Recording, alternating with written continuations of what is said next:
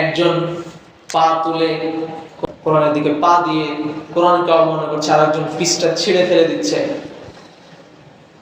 এই যে বিভ্রান্তিগুলো হচ্ছে, আচ্ছা বলেন তো দেখি, এই দেশে যদি ইসলাম প্রতিষ্ঠিত থাকতো তো এই ঘটনার পরে 1 সেকেন্ড সময় লাগতো ওটা সাইজ করতে? সময় লাগতো?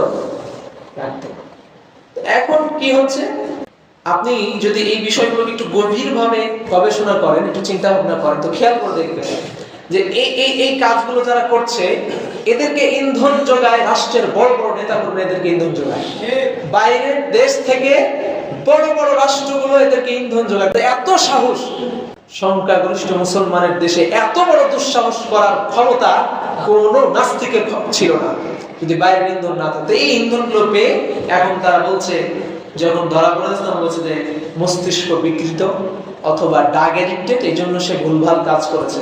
তো যদি ড্রাগ এডিক্টেড হয় আর যদি পাগলই হয়, তাহলে বিশ্ববিদ্যালয়ে চান্স কি যেন তেন ছাত্ররা পায়? বিশ্ববিদ্যালয়ে কি সাধারণ ছাত্র চান্স পাবে? তাহলে সে ড্রাগ এডিক্টেড, সে পাগল, তো বিশ্ববিদ্যালয়ে চান্স কিভাবে পেল? বিশ্ববিদ্যালয়ে পড়ে তুমি নাস্তিক হও, তুমি হিন্দু হও, বৌদ্ধ হও, খ্রিস্টান হও, তোমার যা খুশি তুমি করতে পারো, তোমার স্বাধীনতা আছে। তো ইসলামকে নিয়ে, কোরআনকে নিয়ে অবমাননা করার কোনো দুঃসাহস কেউ দেখাতে পারবে না।